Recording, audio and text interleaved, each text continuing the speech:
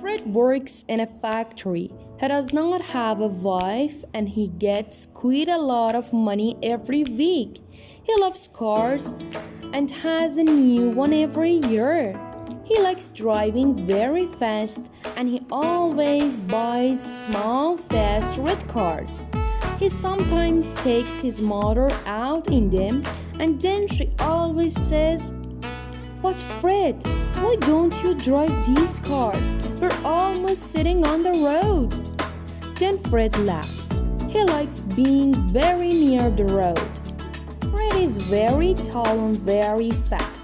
Last week, he came out of a shop and went to his car. There was a small boy near it. He was looking at a beautiful red car. Then he looked up and saw Fred. "How do you get into that small car?" he asked him. Fred laughed and said, "I don't get into it. I put it on."